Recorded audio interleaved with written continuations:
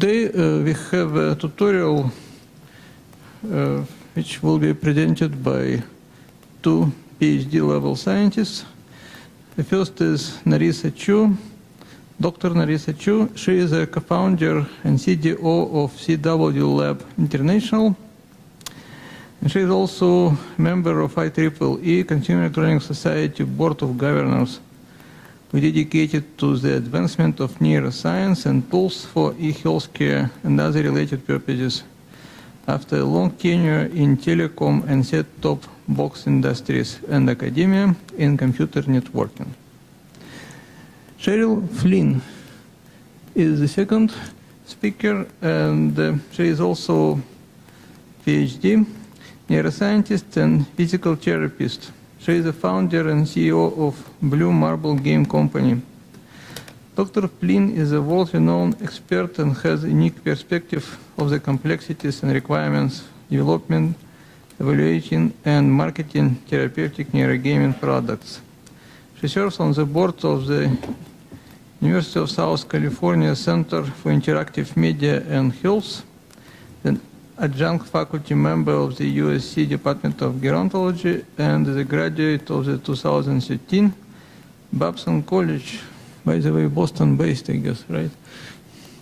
Goldman Sachs 10,000 Small Business Program. So let us begin.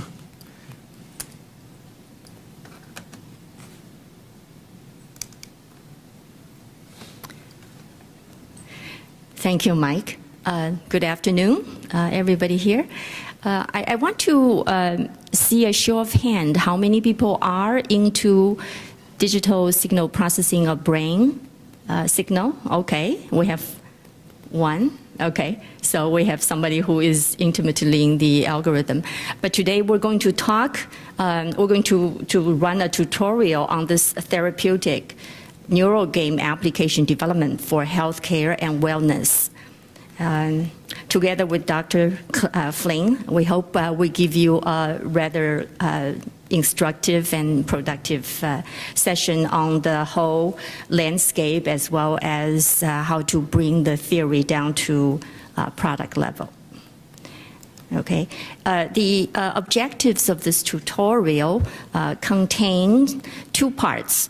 First part is to understand brainwave reading interfaces for open expedient development that I'm going to speak about for about 30 minutes, and Sheryl will let me know when 30 minutes hit the mark, and I will stop there, and maybe some of the materials, if I couldn't go through, I will defer that to the end. And the second part will be offered by Dr. Flynn, and on learning tools and process to develop for consumer version of EEG in health wellness industry. Okay, so let's move on to my portion first. I am going to go through these topics as listed here. I will describe to you some of the terminologies and analysis based on EEG and the brain-computer interface. I will then go into a sketch of the BCI architecture, explaining the components, the process, the pipeline for that.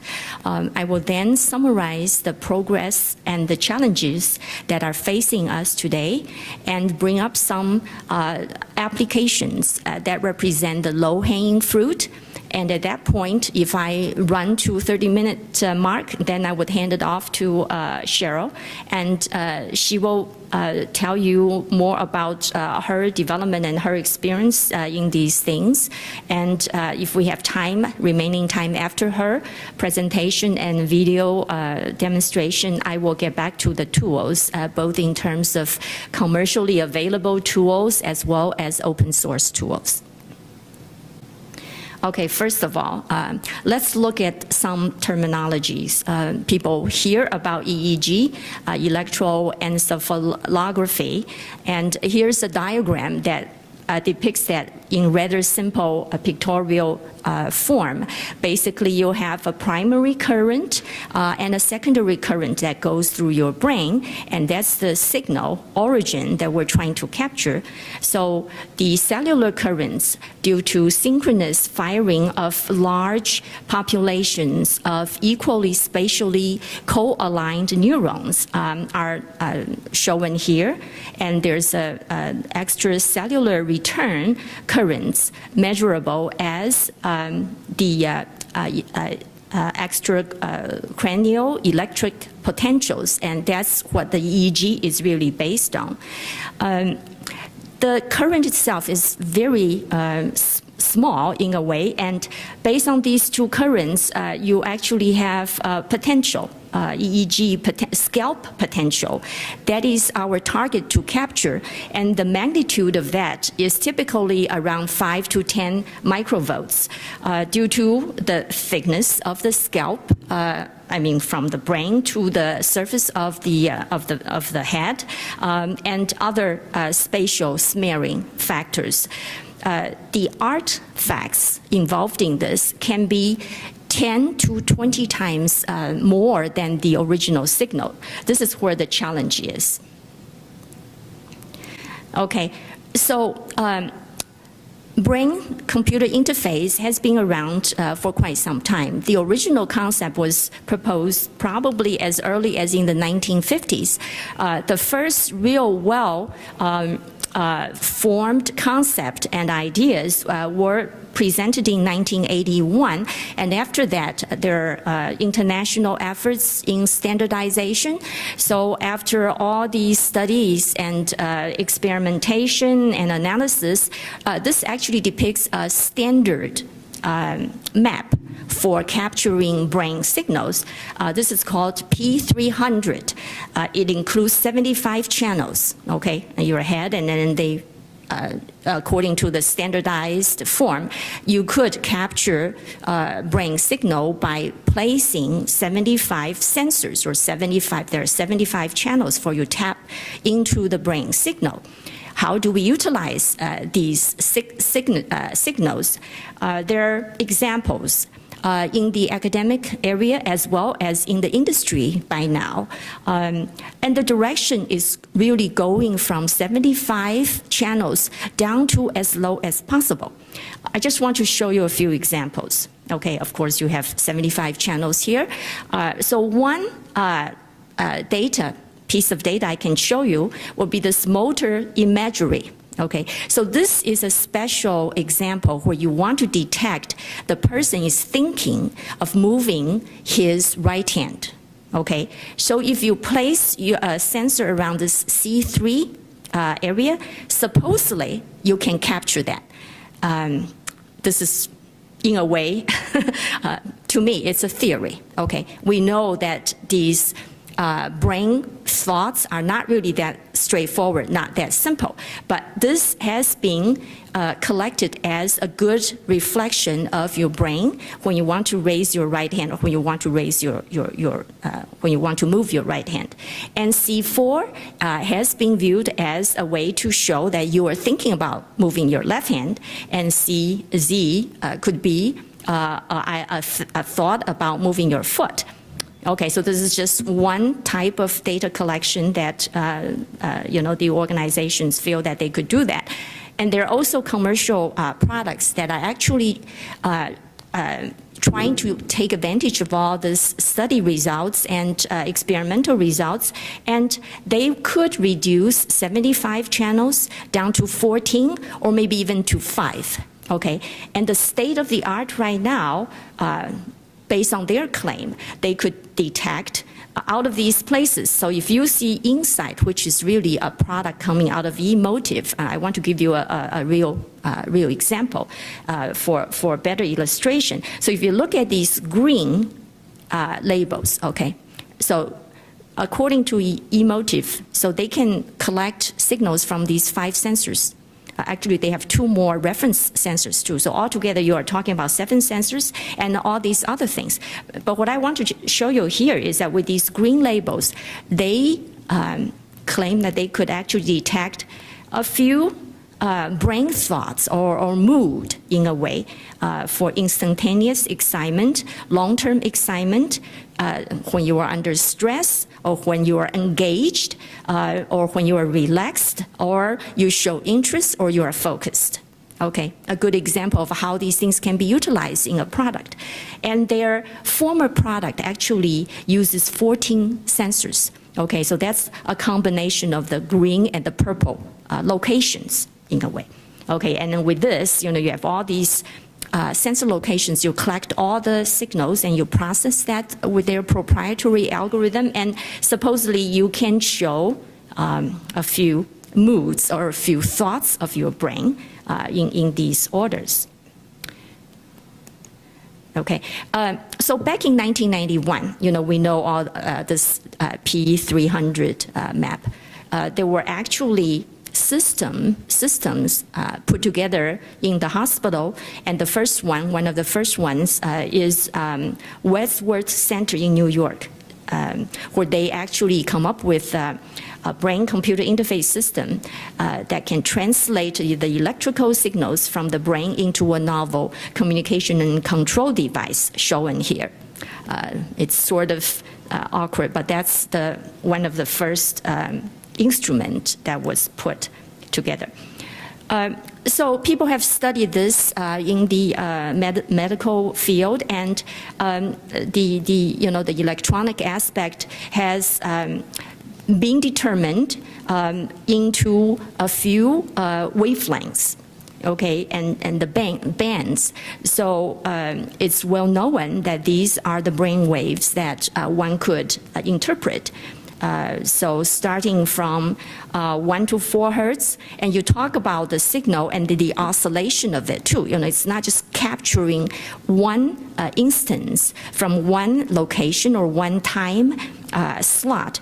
You look at the whole, a period of time, and then you try to conclude once the signal is in this delta range, 1 to 4 hertz, or the next range theta, 4 to 7 hertz, alpha 8 to 12 hertz, and mu 8 to 13 hertz, beta 12 to 30 hertz, and gamma 25 to 100 hertz. With these individual bands of signal brain waves, people have come to a realization that the delta would represent a person could be in a high emotional conditions or in a sleep stage.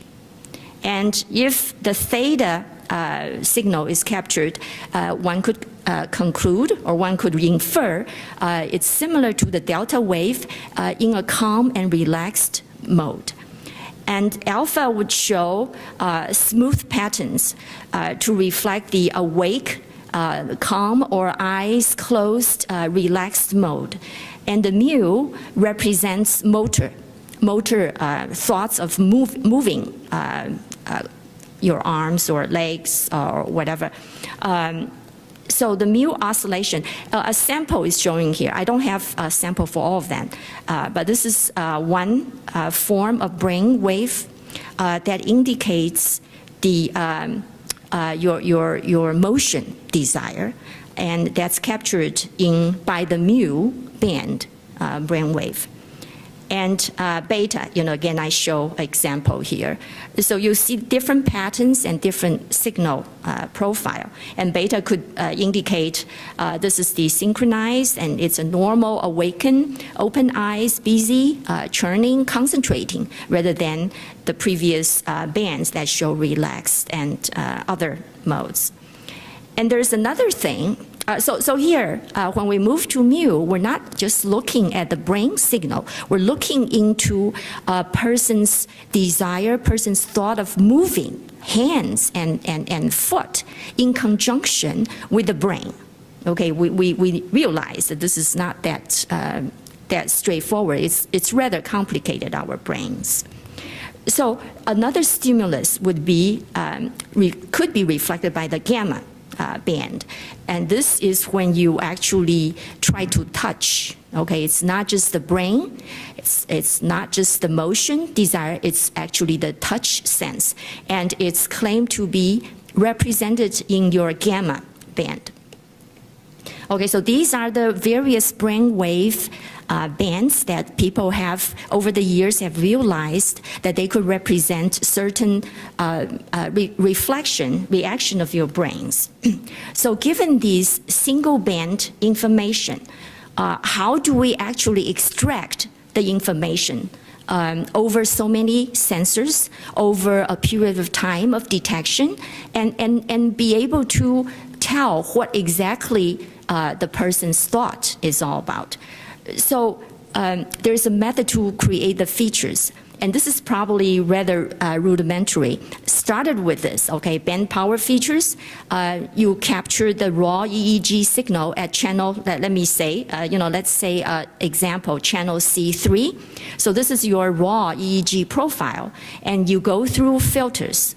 Okay, filters for the mu band. You try to reflect the motion aspect, C3, according to the previous figure, would be representing you're trying to move your right hand. So you filter that and you single out the mu band. And typically we do a power estimation by squaring. And you measure that over a period of time and you take an average. And then that could be one feature you capture for your later analysis, later processing.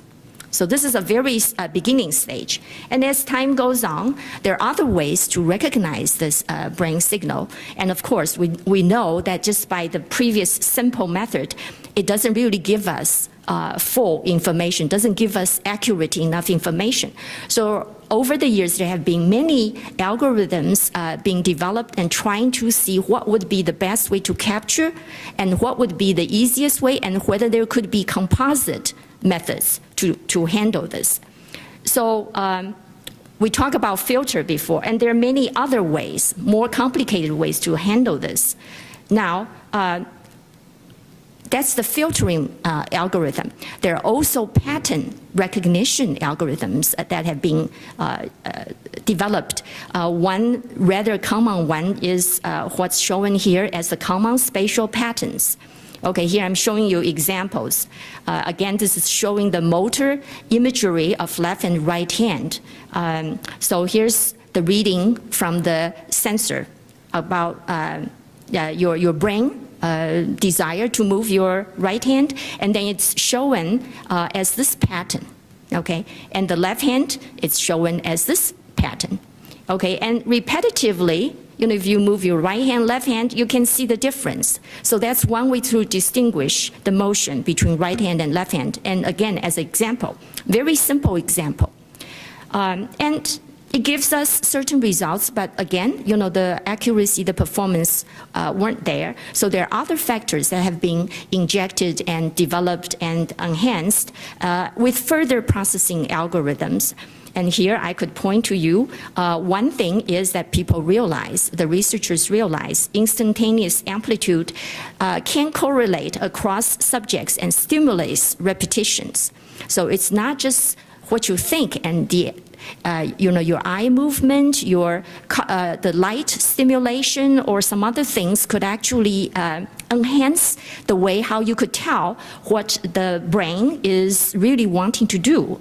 So there's the processing, the analysis called canonical SPOC, source power co-modulation, okay, or correlation analysis, and also the rhythm caused by audio stimulation or video stimulation could also elicit certain phase-locked rhythm activities. Okay, so this deals with perhaps a serious patient, okay, when they lose the memory or whatnot. By using these things, you could see the improvement of the brain for whatever treatment that is applied. So I'm showing you two simple examples. Basically, it follows two methods, two schools of approach. This shows the Berlin Institute on Brain-Computer Interface. There are many of these pictures. I want to show you how that was done. First time I saw this was probably about 10 years ago, almost 10 years ago. You know, it was very scary to me, but I think over the years people overcome that, and that just shows you how to train, how the training data is incorporated. So the calibration and training aspects of that play a major role in determining whether the system works well. So we look at the input side, we look at the theoretical processing algorithm side. The overall system really requires a holistic architecture.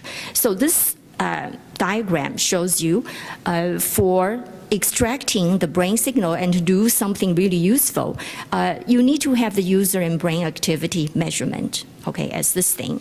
And the device that captures that is getting so much more user-friendly, simplified. Here shows an example of a commercial headset, basically. We're not talking about the cap with 75 sensors or 45 or whatever the number. There are commercial products that actually can do the brain signal extraction as simple as this. But after you capture the measurement, there have to be a lot of processing steps one have to go through. So pre-processing, feature extraction, I showed you an example using the power figure before by filtering. And then after that, classification is a major deal, and all the information will be stored in the Brainwave data bank, and I would elaborate that a little bit more later. And all this part should be able to allow us to translate that into a command or indicator or whatever the action which is desirable. Then the person, the brain, can interface with a computer or with a processor. And then I talk about the training part. Testing part is very important too. This whole field is so vague in a way. Brain signal is hard to capture. So the feedback, the system self-learning, pattern recognition, artificial intelligence become a major factors to improve the overall performance. So let's look at the Brainwave data bank. This one shows how complicated the data itself could be. I have captured them into a few bars here. I'll try to show you. Most of the work in the brain computer interface processing over the last 10, if not longer time, has concentrated in these areas. Feature vector, a snapshot vector that uses the important features to interpret the signal, and the filtering part, okay, drawing the band power, trying to use that to do the inference of the brain activity itself, and analysis type. This is going beyond just single feature filtering mechanism and doing digital signal processing analysis. So I'd like to just do that briefly here. I think I'm catching very close to the end of my time period, but let me just recap here. Feature vector can be, in terms of these various bands, can be empirically collected, which represents a composite band manifestation, and also the learning factors from training and testing. All these information would be important to be captured in the database. And the algorithms themselves, even today, nobody can claim that they have the perfect algorithm. So, these are the algorithms that have been tried over the years, starting with a simple spatial filter tempera, taking the average of the signal over time, and some other methods that are pretty popular in other areas of digital signal processing for mobile phone communication, for image, for camera image, or for video. A very popular one would be this wavelet, but we need to realize the noise level associated with brain signal, which is, as I said before, 10 or 20 times higher than the real signal. So how do you increase the SNR is a real challenge. With these traditional digital processing algorithms, personally, I'm not convinced that these would actually work, but there have been tremendous efforts put in this area, all over the world. The pattern recognition makes more sense to me. And there have been many trials, and most of them are based on the ERP, the event-related potentials. I mentioned about this brain signal currents going on that actually form the potentials, the power. And this can be used, this can be processed by using common, like I said before, common spatial patterns, or by, if you believe the model of statistical processing and treating the brain signal as a stationary signal, then you could actually apply blind source separation analysis. And again, there are proliferation of all these things.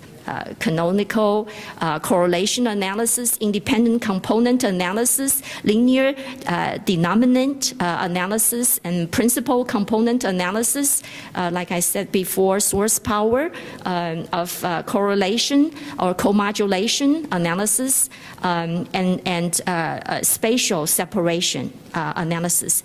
I don't have time to go through these. I'd like to show you how extensive the research has been concentrating in these areas, and these are only capturing the signal characteristics and the algorithmic processing. And after that, okay, you need to put in the database for classification, and in the visual, if we are talking about consumer electronics usage, hitting the mass population, the database itself has to distinguish these various factors, gender, age, whether there's eye blinking effect, audio effect, or facial muscle movement. All these would affect the signal that we collect from the brain. And hand-foot motion, and also chemical, any drug, light, color, stimulants.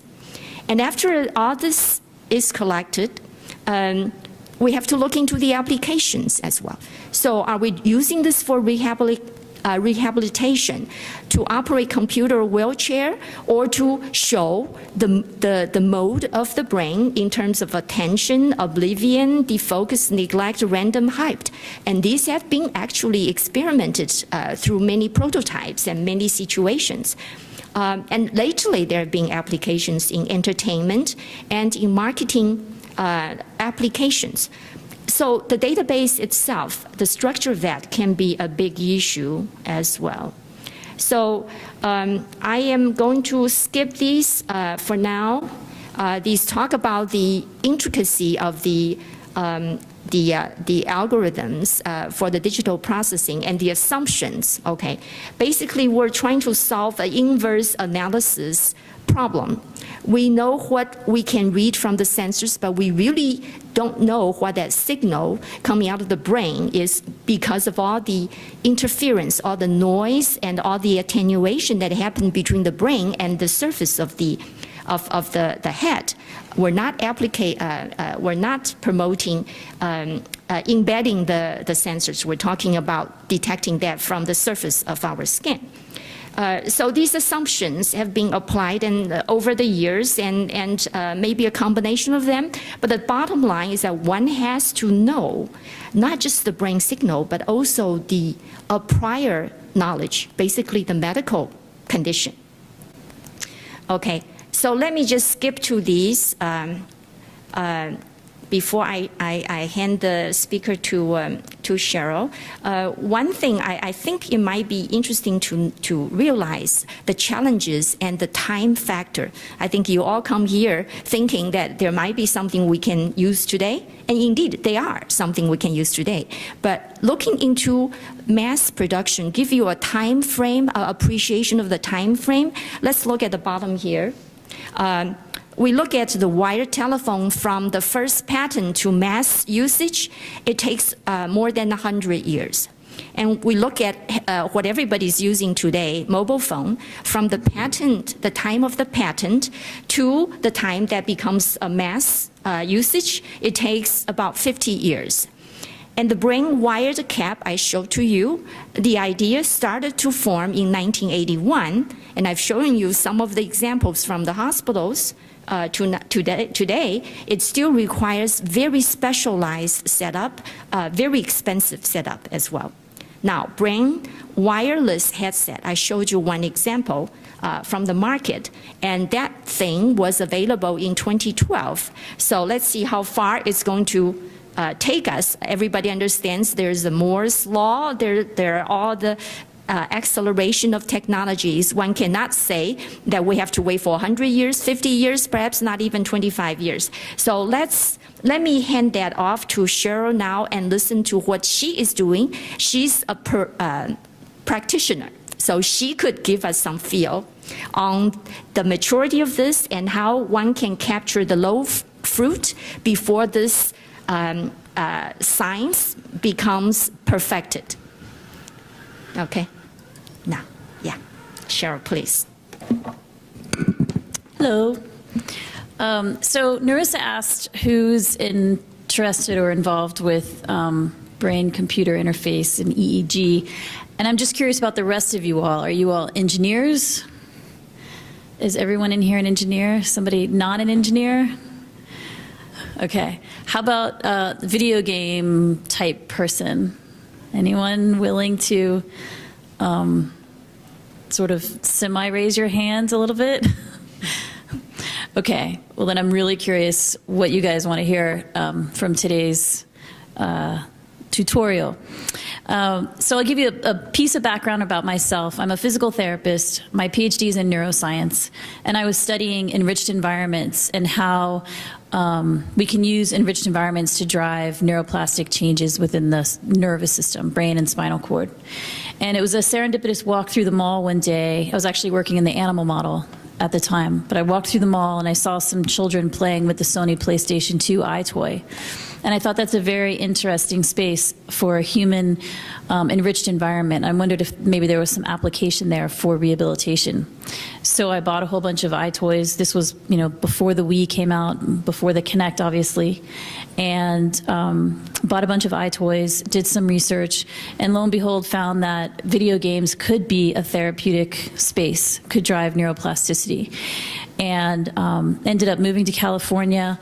Working at the Institute for Creative Technology at USC, and at the time started studying off-the-shelf games and their use in rehab. And what I found out was that off-the-shelf games aren't really great for rehab in the end. And there's a number of reasons for that. How they're designed, the graphics involved, the data that is or is not captured and provided to the clinician, et cetera. So I contacted Sony and I contacted Nintendo and Microsoft and said, hey, do you guys want to hire somebody like me who has a real interest in this health game idea? And at the time, nobody was interested. So I said, you know what, I'll start my own company. And my company was founded in 2008, and we've been funded by the Department of Defense and National Institutes on Aging to create these video games with a therapeutic purpose. So today what I'd like to share with you is some of my lessons learned and best practices. And the tie-in with Narisa's talk is that while a lot of what I've developed, yes, there's measurement of brain interaction, it would be really awesome when we get to that place where we can actually use the kind of science that she's developing with the types of games that I'm developing, which are highly complex, highly contextual, meaningful, and interesting to people, and reflect more of everyday life rather than a simple eye tracking, which is kind of where the science is today in terms of gain development with EEG.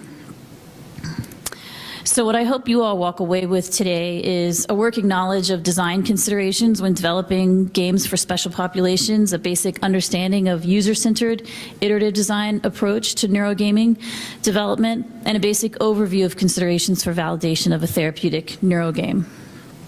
So I just wanted to start off by saying that games are not new.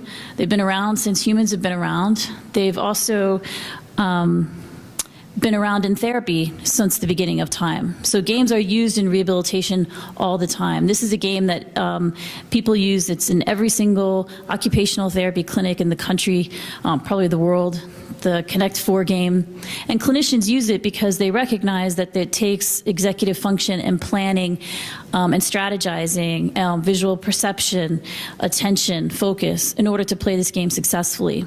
And what the therapist did in their head was they did sort of a task analysis of what is this game actually doing, and then they're making a whole lot of assumptions about that, and then they practice with their patient. Just a few other examples of games in therapy. You can see that we play cards. Maybe they're bigger because that enables a certain amount of use within rehab. Reaching for things, making games fun. You see the child upside down working on maybe arm extension or strength or core stability. But the therapist has laid out a bunch of different colored necklaces, and maybe the game is, you know, only pick up the blue necklaces, or maybe the game is lay the necklaces down in as straight a line as possible. So clinicians are constantly using games in rehab. This is not new. What is new, though, is the use of data with games, and that's what I think is really exciting. So now we're using game-based assessments. We're using it to improve and enhance delivery of care and in our interventions. We can change outcomes based on games because games are fun. Well, not all games are fun. Good games are fun. And actually, building games is very hard, and building a good game is really hard, and building a really good, fun game is really, really hard. This is not easy. But what's needed at this stage is data collected from complex and ecologically valid activities. So a lot of where the science is right now at with EEG measures is a very, very simple task, and a lot of it has to be focused on focus or calming the mind or doing some of this mental imagery. And I'm really interested in pushing that even farther into getting into some of these complex tasks. We need new statistical models for complex assessments in both educational and therapeutic constructs. We're going to find new constructs that we aren't measuring right now, but we will measure eventually. We need some new data mining techniques and assessments. And then we need the games that are going to provide these data, and like I said, ecologically valid, complex, and that can transfer to real life. Because we don't know if you practice focusing with an EEG machine, if that actually improves your focus when you're driving your car. And so how are these games developed? Well, that's the point of this talk. So hopefully you all will get that out of this. Okay. So what's a therapeutic name? My definition, therapeutic game, my definition, a video game that simultaneously and constantly challenges and measures multimodal, cognitive, perceptual, motor information through complex and ecologically valid methods for the purpose of diagnostics, prognostics, and or simply measuring change. And sometimes they can be comprised of both an evaluation and a game. Sometimes that's the same thing. The evaluation is the game.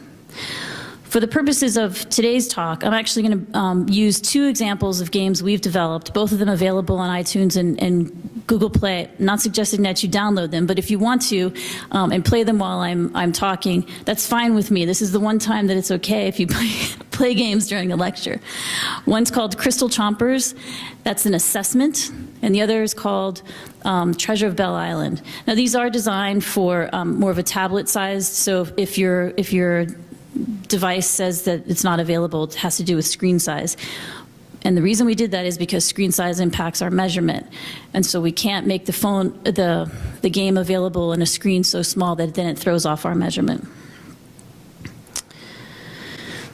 Okay, so briefly, I'm going to just go through what the elements of game design are, just so we all have a working language. and then I'll dive into neurogames.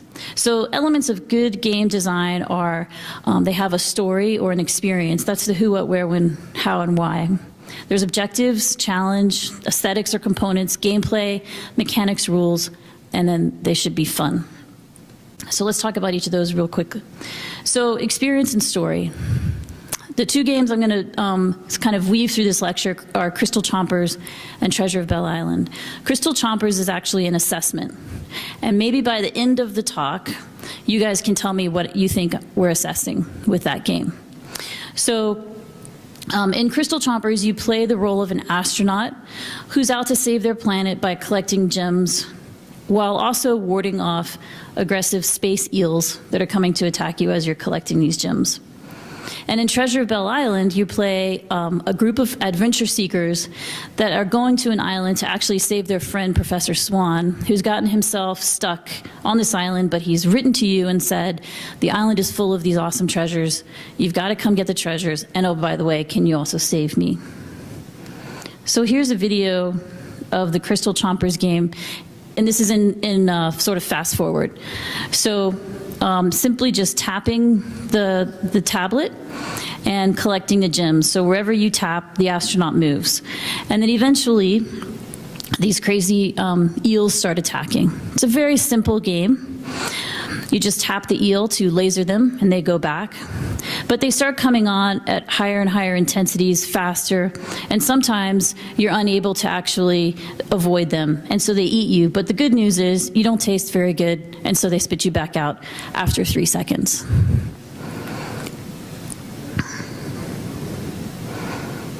And at the beginning of the game, when there's no eels, that's our baseline phase. And then once eels come on, that's the testing phase.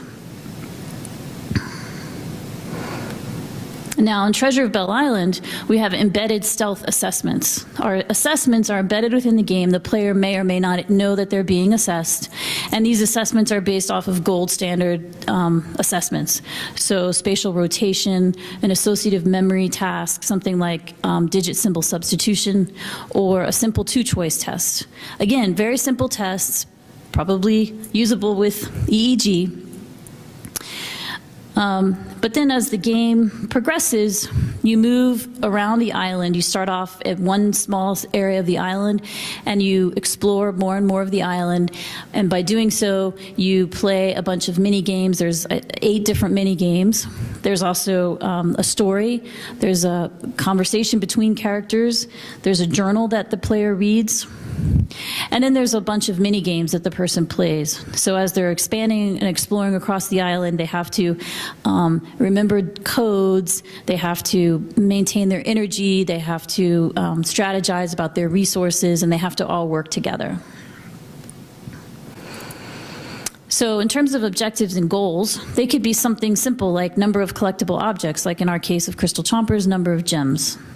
Or in the case of Angry Birds, you're eliminating pigs surrounded by blocks. Or it could just be a score, right?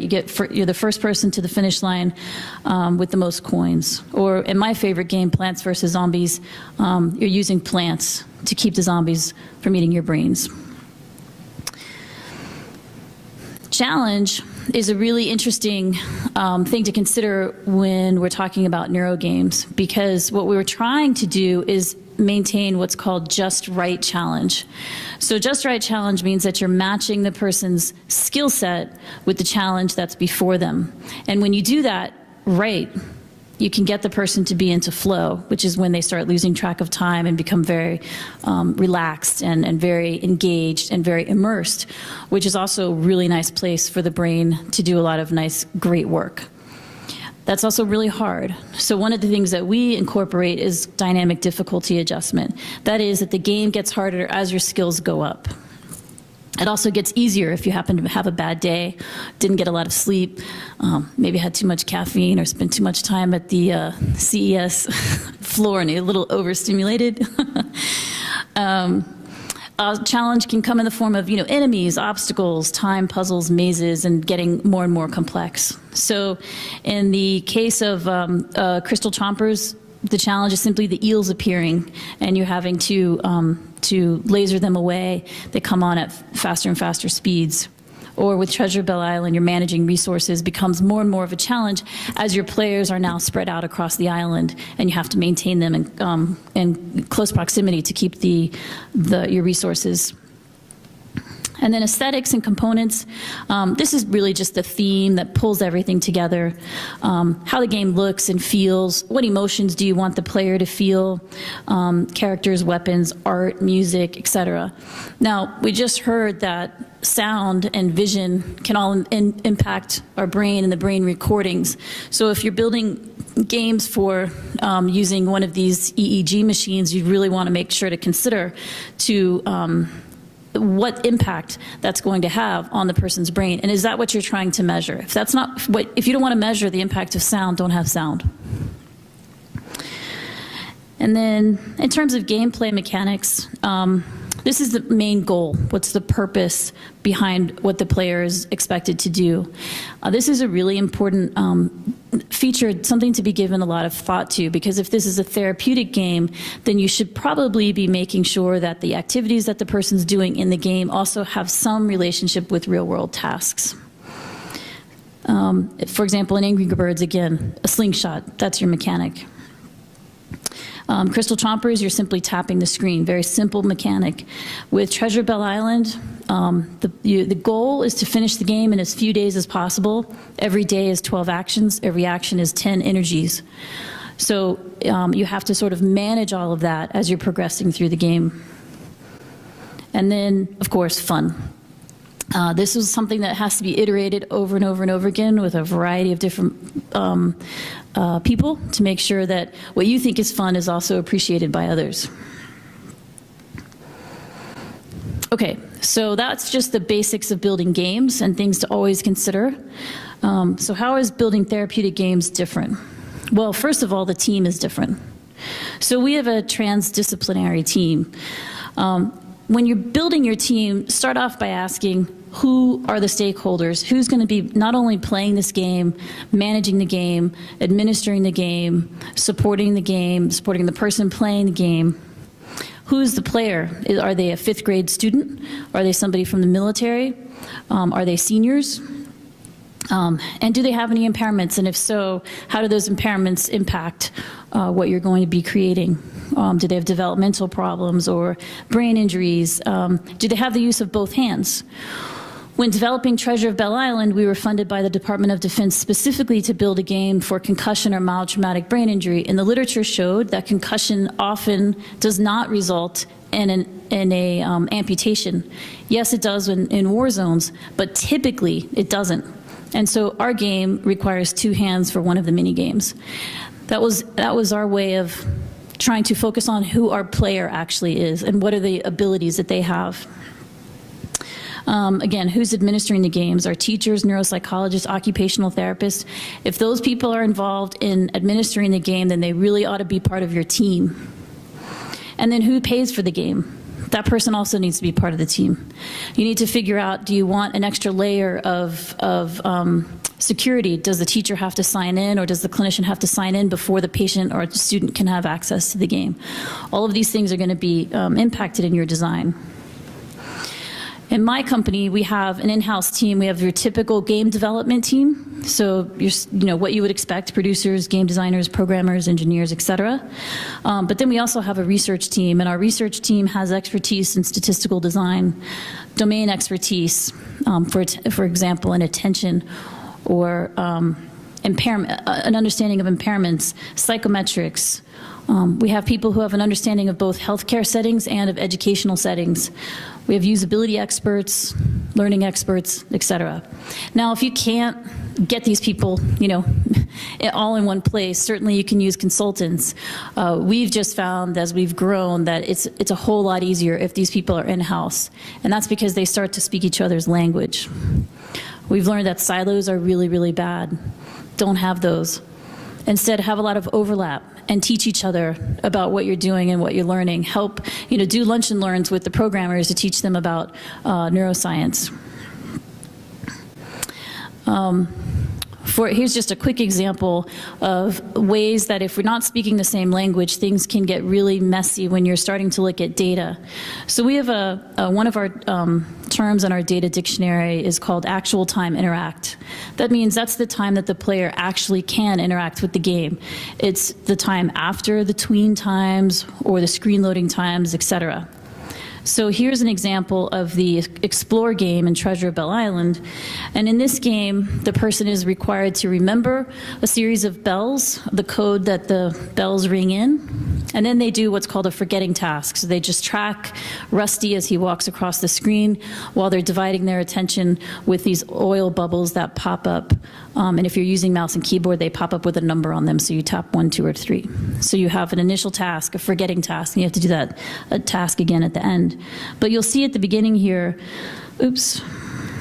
that there's this tween time. Why can't I play this? There we go. So the player cannot interact, still can't interact. Player's watching the screen, learning the sequence of bells. Now the player can start interacting. So if the programmer was saying, okay, well, this is the Explore game, this is when the Explore game loads, and this is when the Explore game ends, and then you have a score, well, their score is going to be impacted by the fact that for the first 10 seconds or so, the player can't even interact with the screen. So how could they ever get, let's say, 100%? Make sense? So if the programmers are not speaking the same language as the other team, then you run into a lot of trouble. So spend a lot of time making sure everybody's clear. Another thing that was really fun when we all learned how to do it was reading XML documents. And the reason that this became really important for those of us that are not engineers or programmers was that we started to be able to read what a lot of the parameters were that were being used in the game, and that enabled us to then make suggestions or changes and figure out why weren't some of our formulas working out, why weren't things happening the way they were expected. And I can't stress enough just crossing that, the hall to make sure that everybody's on the same page and really understands what each other is doing. Take that time up front. It's going to save you tons of time later. Okay, make sure your games are human-centered. Use human-centered design. I'm just going to read this to you briefly. Human-centered design is an approach to interactive system development that aims to make systems usable and useful by focusing on the users, their needs, requirements, and by applying human factors and ergonomics and usability knowledge and techniques. So really, really important to focus on the user. One way to think about that is to think about the person, the environment, and the task. So who is that person? What are their, what's their profession? The military game is not going to necessarily be as appealing to the 5th grade class, although I know that 5th graders play a lot of crazy military games. Vice versa, the 5th grade game may not appeal to the military group. Make sure that you've done a really nice task analysis of the activity. If you want to make a game around grocery shopping, identify what are the activities or the tasks involved with that. And then what's the environment that the person's going to be playing in? Are they in their home? Are they in a hospital? Are they in a classroom? And how is that going to impact what you create? So it's called the user experience Trinity. So the user, the task, and the environment are all parts of human-centered design. Think about the person. How old are they? Do they need to have that single access? Again, the environment. Is it a war zone? We were challenged with making sure that the game could be played in a war zone. Does the game have to have Wi-Fi access? And then in terms of the user experience, think about perceptions, right? Teachers sometimes will think video games are bad. Some teachers do, but we know that they're wrong. Hope there's no teachers in here. Think about the emotion that you want the player to feel. Do you want them to have that feeling of accomplishment? Then that's what you have to build into the game. But you start with that, with all of those ends in mind from the beginning. Think about how you would include training. Is the game so obvious, like Crystal Chompers, that it doesn't require any sort of tutorial or training? Or is the teacher going to need a bit of training before this game can be deployed in their classroom? All of that stuff comes right at the beginning of your game design. And then what sort of data are you looking for? More on that later. Think about universal design as much as you can. So designing for everybody from the get-go is going to save you a lot of changes later. But know that your game isn't going to be able to be played by everyone. And so figure out very specifically the persona of the group of people that you are building for, and build for that, but use as much universal design incorporated throughout.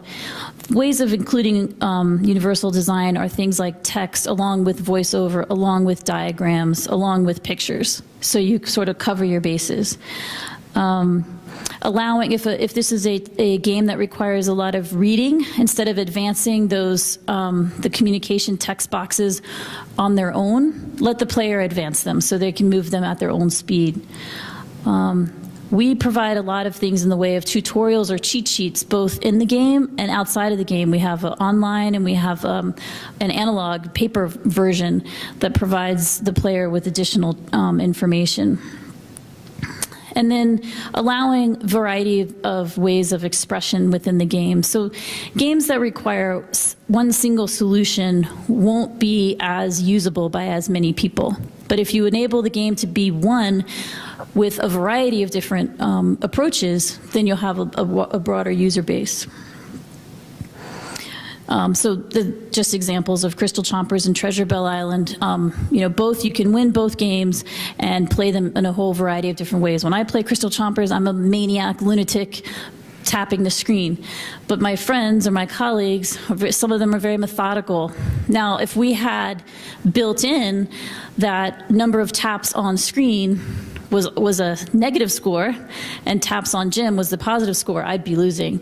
But I do happen to hold the record for the Crystal Chompers game, if anybody wants to take me on. Accessibility. So again, start by asking, who is the player? Do they have both hands? Are they able to stand if you're building a game for standing up? Can they read? Can they hear? What's their level of comprehension? And then think about learnability. How is the player going to learn this game? As I mentioned, we have play-by-do tutorials. Here's an example of a play-by-do tutorial. So this is the build game within Treasure Bell Island, and you're learning that you need to trace the corners of these pieces. And when you do, it will reveal an image, and then you have to match that, sort of like tanagrams. This is now teaching you that pieces can be rotated. And then we give you one more to try on your own. And after the player does this one time, the next time they come to this part of the game, they get a little cheat sheet. And then they just press the X button and it goes away. So remember, this game was designed for people with brain injuries, and so we're constantly reminding them how to play. Okay, data-driven design, really, really important. So what data are we talking about? There's a lot of data in games. I'll show you in a few minutes the slide that gives us actually a sense of how much data can be collected from games. But the kind of data we're talking about, we have input variables and output variables in terms of game data. So input variables is something like, you know, how much time are we going to give people to finish a level, or the number of eels that are going to attack on each level. And then the output variable is the user observed data, so time completed or number of eels killed. Now, those are simple gameplay data. That's the typical score. That's the stuff that the iToy was giving me or the Wii Fit was giving me that I could get from the game. But what did that really, really mean in terms of the brain activity? So then we have construct data. These are data that are very specific about the construct that we're trying to measure. So we say that a response of less than 120 milliseconds is considered an impulsive response. That's an input. We've told the system, anytime there's a response that's faster than 120 milliseconds, we want to know. And then the output from that would be the number of impulsive responses. Now we have a measure of impulse control within our game. It's not a typical game data that would be, you know, spit out by Nintendo, for example. Then after we capture all those data, and we have hundreds and hundreds of bits of data, we then go through additional statistical analyses, factor analyses, et cetera, to see what's emerging from the data set, to see what other measures that we can start considering and testing. And again, this is where I feel like combining things such as EEG would be really fascinating, to start to compare how do our measures of attention or focus compare with what we're getting with EEG. So this is just another example. Game data, if we're talking about, let's say, level of difficulty, inputs would be maximum time to complete, 30 seconds is the actual number. The output would be that the player did it in 21 seconds. Or if we're looking at response time, we are saying as an input variable that the stimulus should appear randomly between 250 and 750 milliseconds. And of course, it's recorded what it was. And the output was that the response time was 273 milliseconds, for example.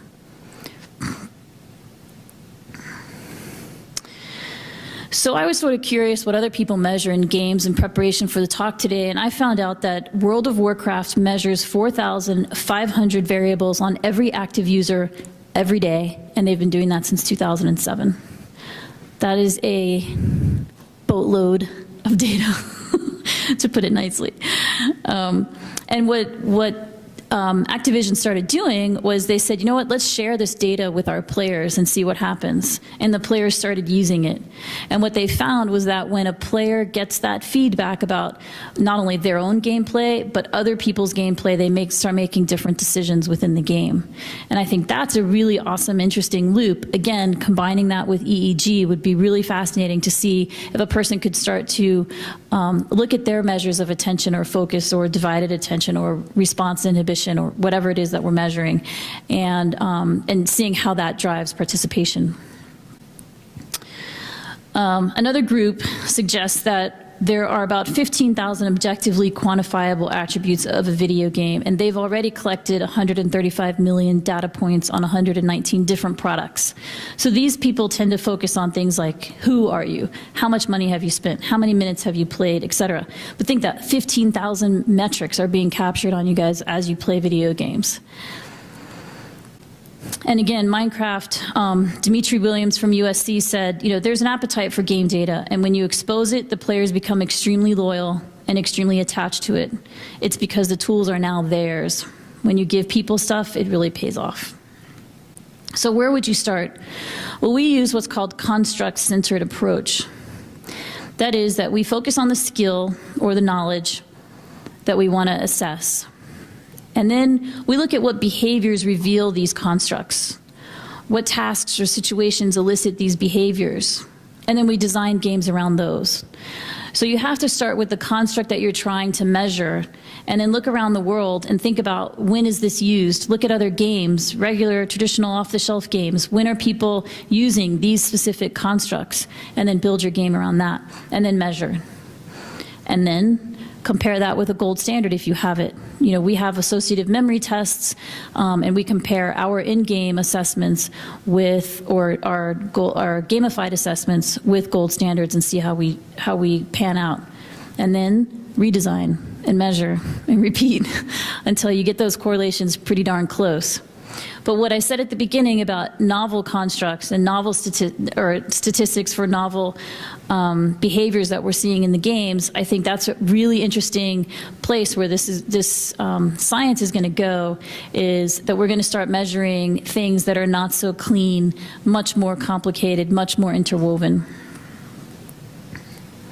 So I thought I would have you guys just do a quick little game, so to speak, to look at your own divided attention, and we could talk about what kinds of things we might measure with that. So divided attention is simply the ability to attend to two or more activities simultaneously, right? So your brain's got a limited capacity to attend. We're just going to ask you to do two of them right now. So the rules for this game are, I'm going to show you a set of cards, and I just want you in your mind to divide them into piles according to suit. And then in your mind, if they have the letter E in them, flip them over. So here's your group. So pile them up according to suit, and then flip them over if they have an E in their name. So hopefully this is what you all did. The hearts lined up, the spades are together, the diamonds and the clubs, and then you flipped over these. So if I had given you cards to do, or maybe this is on a tablet, and I asked you to move them into different spaces, there's a lot of things we could measure here, right? We could measure very simple accuracy. Did you get the piles in the right pile? We could see if you didn't flip over cards that had E's in them. We could also then start to look at, that's what we could do with cards, right? But now we can add additional things like how quickly you did that. What types of errors did you make? Did you make an error and then correct it? Did you, are you really good at hearts, but you're really poor at the others? Start looking at some visual perceptual things. So keep all of those in mind when you're creating your own games. And then the data that we get is not only used for measurement of this, construct that we're interested in, but it's also used in improving the design of the game, improving the precision around the measurement of the construct, improving player outcomes, ability to report these outcomes. How do people who care what the patient or the student is doing, how do they want to see that data? Can we report on process efficiency improvements? So it doesn't even have to do with the game per se, but now the classroom, has an extra 10 minutes every day for study time because the kids got their work done faster. So data-driven design is really about using psychometrics to improve game design and the design of the cognitive skills that are challenged within the game. So I'll give you a example here. When people are playing your games, you really want to hear what they're thinking, so ask them to talk out loud, think out loud as they're playing, and use that sort of data as well to improve the design of the game. So in Treasure of Belle Island, we've got a hunt game where you have to capture these rabbits within a specific type of game. And we measure two things, visual spatial memory, and we also measure planning. And in this particular person, they get about 80% or higher accuracy on visual spatial memory, regardless of level. But then if we look at their planning, we can see that they're operating at about 30 to 40% accuracy on planning. So I, as a clinician, could have my patient play this game, and this game would help to identify where their impairments are, which may not have been able to be measured with one of my gold standard assessments.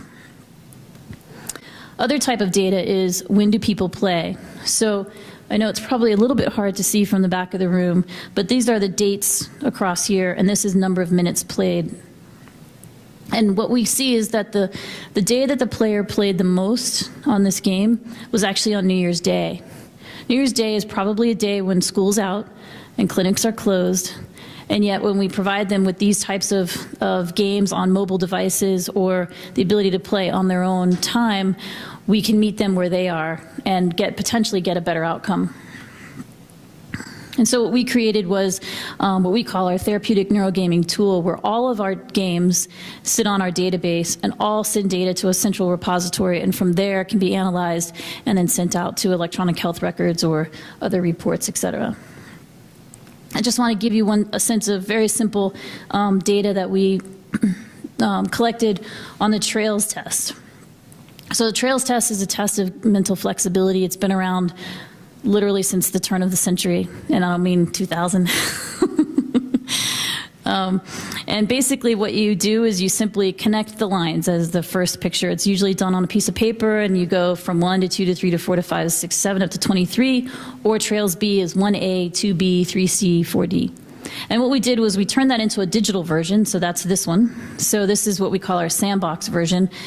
This is, again, you're just tapping each of these nodes which have the number, or the number letter in the TRAILS B.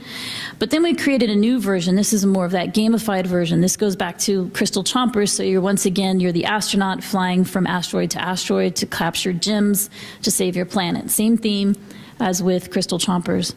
But you're still tapping, and your little guy here is just astronauts flying around.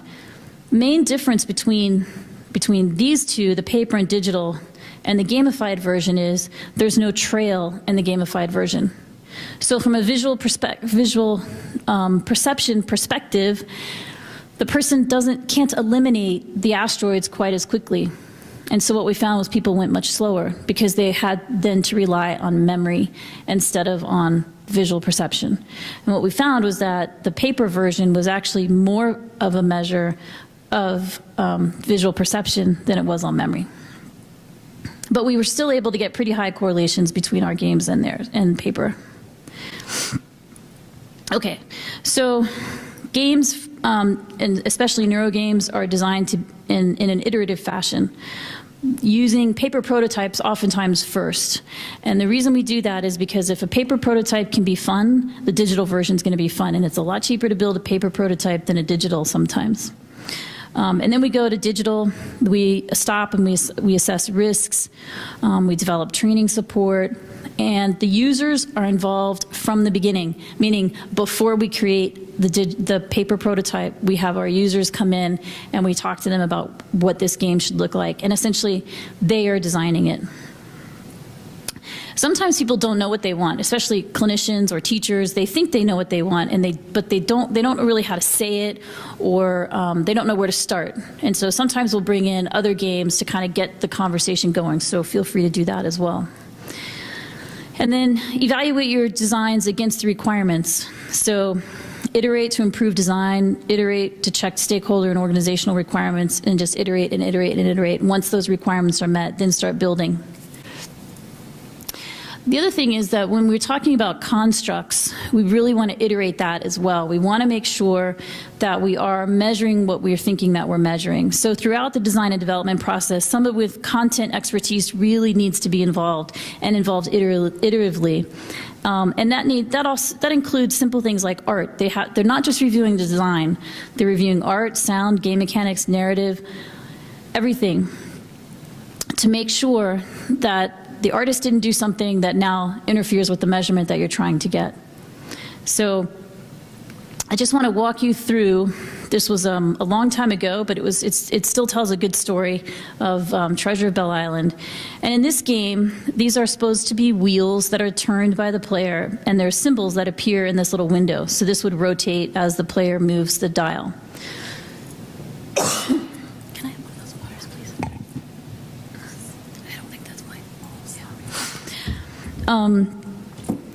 And what we told the artist, thank you so much, what we told the artist was that for somebody with a brain injury, this was kind of complicated. We needed things to be a little simpler, and we needed this symbol to be much, much more obvious.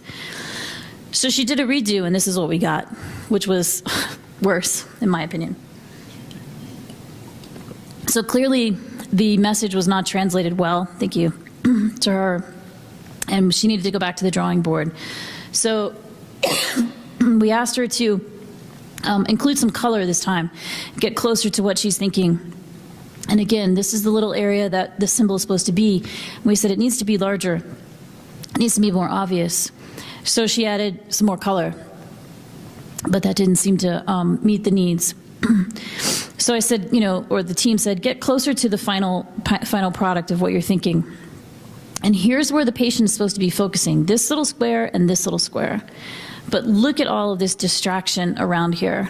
So if you've got somebody with a brain injury, this is a real challenge. So what we don't want is that the screen is so complicated that now we can't even start to measure their ability to have their associative memory ability.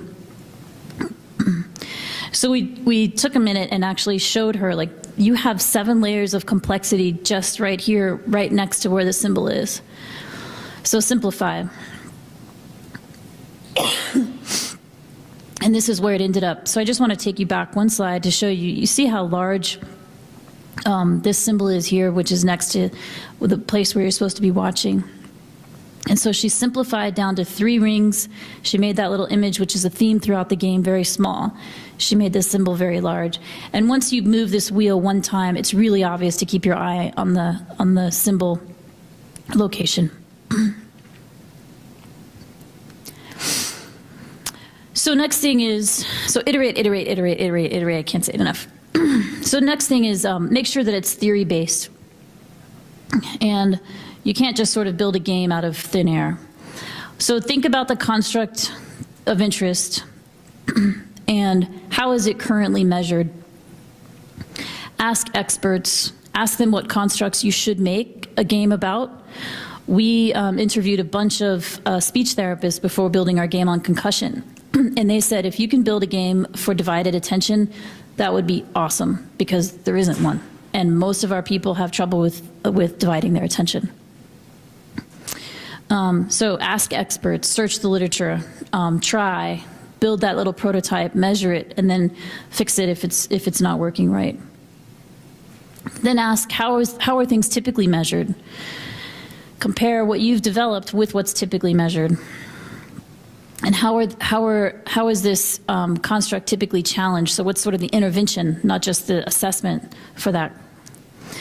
We happen to use the CHC model, or the Cattell-Horn-Carroll model, which is an integrated, unified model that brings together the works of these three men. It's been scientifically proven, and it covers things like crystallized intelligence, fluid intelligence, and other broad areas.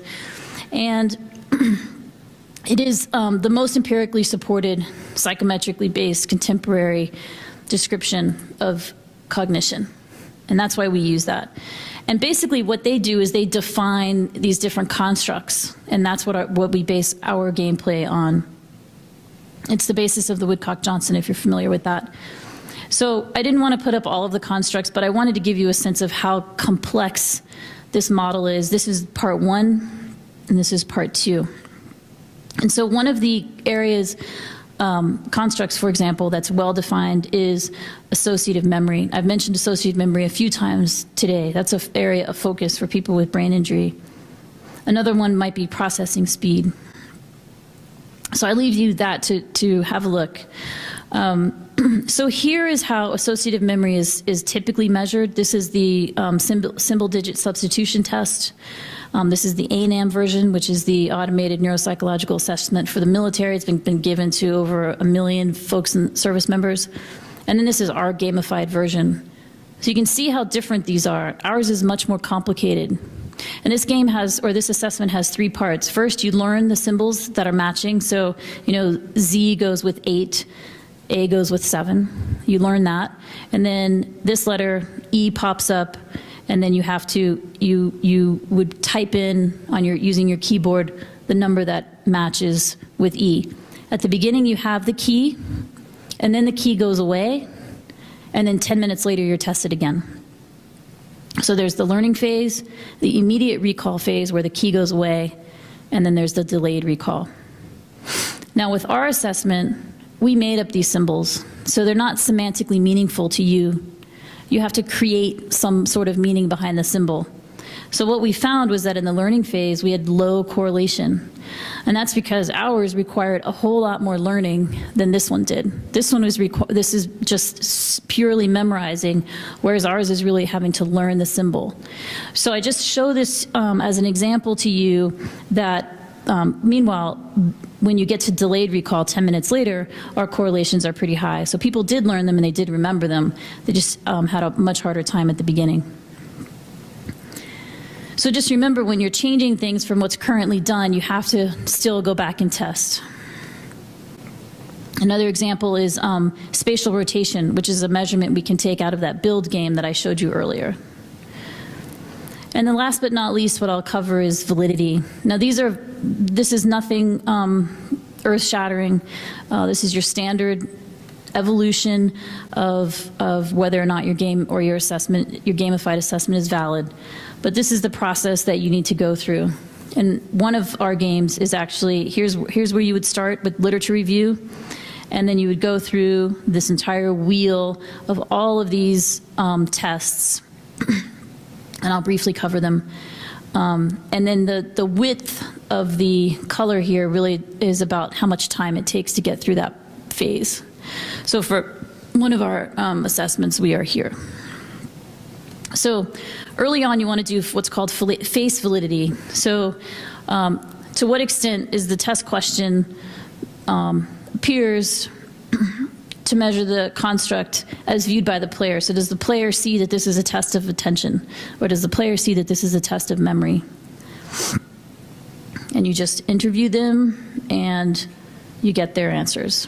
Content validity is similar, only this time you go to the experts and you ask, in your opinion, does this test question or is the content of this game appear to measure what we intended it to measure? Concurrent validity is when you compare 2 measures taken in close proximity, and then typically the comparator is a benchmark or a gold standard. And that's what we've been doing, is comparing what we get in our games with the standard the gold standards. And then you go through internal consistency reliability, so give 2 different versions of the game, see how that changes things. Construct validity, test disparate constructs and see if they have this is divergent validity. So you would see that constructs that you believe are different also show up to be different in correlations.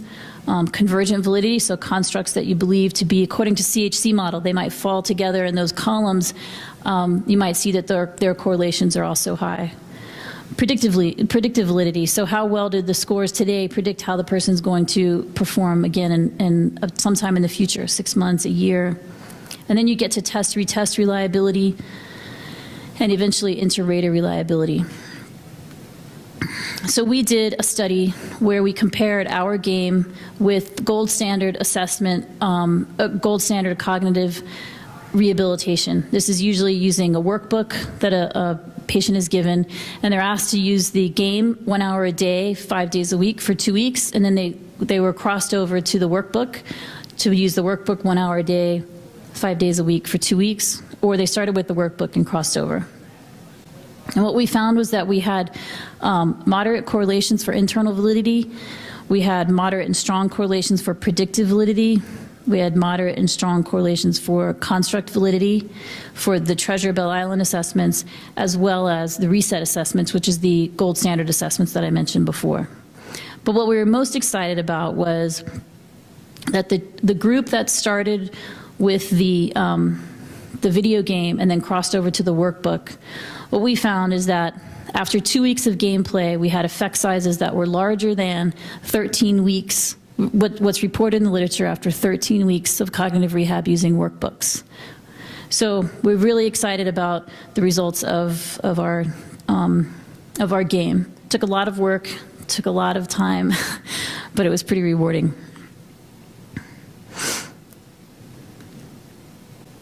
So I guess we have a few seconds left to answer questions if anybody has any questions, and I'd be happy to talk to you afterwards. My flight leaves at 8, but I just found out I have to get on the bus at 5:10, so I'll be leaving here shortly, but I'm happy to chat with anybody if you'd like to. Actually, we have about 15 minutes, I guess. We have all the way until 4:10. Okay. So please go ahead with the questions. Questions? Yeah. There's a downstairs, actually, it's in the stands for Teraxon. We have that use Brady de-rigger there. Not in terms of their application, but in terms of the base hardware system and SDK. Do either of you find value in what they're providing? Yeah.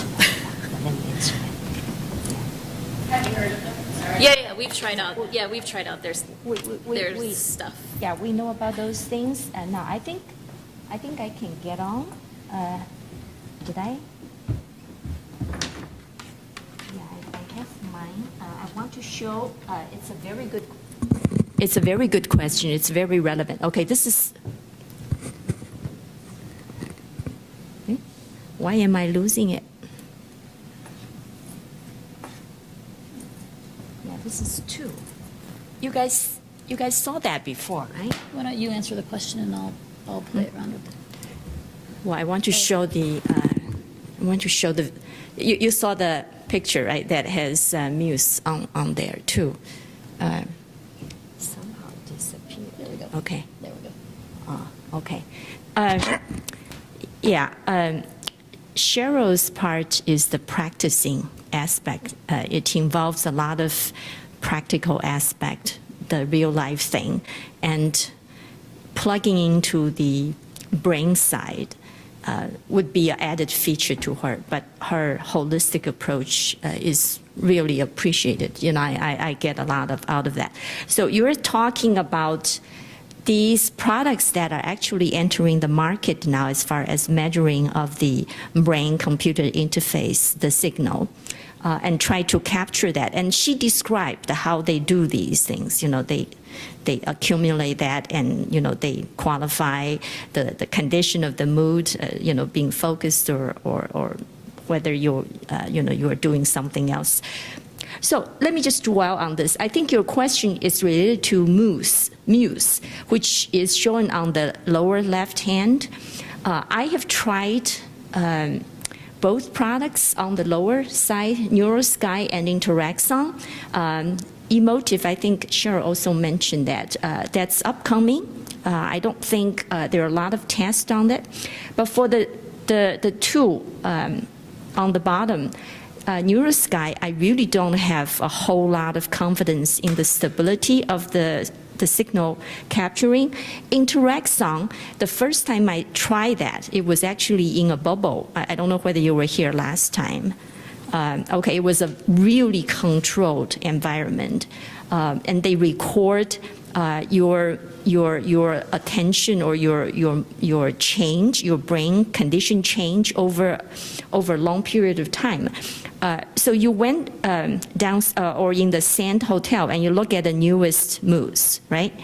So what was your question exactly? You asked whether we have tried on that? Really just the viability in terms of, Sheryl was saying that, what we need is an interaction between this hardware and, a better neuro thing, to kind of move things forward. Are these the right physical devices for that job, or do you think that they need to go in a totally different direction? Okay, I think everybody heard the questions, right? I don't need to repeat, right? Based on my experiment, I give them a ranking of perhaps 60, no more than 80% effectiveness. And again, depending on the game, okay? There are games written for these platforms for education or for some simple shooting games and for limited usage. For mental health, okay, for say stroke patients and all that, if you're just giving the patient a stimulation, a motivation, that's okay. If you actually try to record the results precisely and try to generate really reliable record, I don't have the confidence at this point. I think there are still some ways, if you remember what I was talking about before, predicting how mature these things are. Many of these products have promised by the end of last year, and there are always some delays, okay? And the reason why it was, the way I look at the whole thing was that their proprietary algorithm has not really been tested fully. Interaxon actually has probably the most test cases as it stands now. They have huge data bank, and the data bank evolves over the years. A lot of things are changing. It's still in the flux based on my own experience. You're welcome. I would hope to get back to the tools aspect, but we're running out of time, Mike, right? We are supposed to finish at 4? We have about 5 to 7 minutes, so. Okay. Are there any more questions? If not, I'd like to show you the tools, okay, just a summary of that. Leave you with something if you want to dive into it in more details, you can. But bear in mind what Sheryl has gone through. The signal measurement is one thing, the tools is the second challenge, and then getting to where she wants is even more challenging. But let me just show you some of the tools. Okay, I have shown you the products in the market right now. Each of them has their own development platform, SDK, software development kit. So here I'm showing you NeuroSky, Interaxon, and Emotive. Emotive is very promising, and then they come up with these SDK Lite. Supposedly it's very popular, and downloading is not a problem. but you see they're still using quite a few sensors. So depending on your need, the ideal case is that you wear a headset that is very light, very easy to use. The wearer doesn't get tired of it, and many of the designs actually make it even more stylish. If you want to do that in a game or in a training, as a training tool for patients, all these aesthetics do count. There are two more development or platforms that are actually open, and I'd like to direct to your attention. One is from San Diego, UC San Diego. And it's called, the bottom one, second to the last row, it's called BCI 2000. No, it's called the BCL Lab. Okay, so it's the third row from the bottom, UC San Diego. And this one has been, according to my assessment, fairly sophisticated and mature, and it's open. Source, so you could use that. But the primary purpose of that is for helping disabled to use computer. So it's not as much entertainment flavor as the other three that are listed on the top, or that is at least geared for that to that direction. The bottom row, forget about the ETC others. The bottom one is from Berlin, BBCI. I've shown you the training picture. They have a platform, and that is also open. And I look at these two platforms from the university or from the institute as very robust development platform, which covers a gamut of disciplines and technologies. It is good to do academic study and to do prototype when it comes to production or real-life usage. It might encounter issues such as performance or memory requirement. So I like to leave you with the choices, and you are free to try these, and hopefully we can get more input. This one shows you the toolbox that I recommended from UC San Diego called CBI Lab, and you look at the layers. I have to apologize the small print. It actually includes many layers. Okay, they have that structured. Thank you, Sheryl. It talks about the framework, the plugins, the infrastructure, and the dependencies. It incorporates many different algorithms as well as the user interface, the whole gamut of that, the database layout. So these are actually good starting point for anybody who wants to get into this or to enhance your development, your design. So I'm going to leave the tutorial up to now, Michael, and if there's no more questions, I thank you for your participation, and hopefully in the future we have more time to interact. Yeah. So we would like to thank both presenters for very interesting and informative talk. Thank you very much.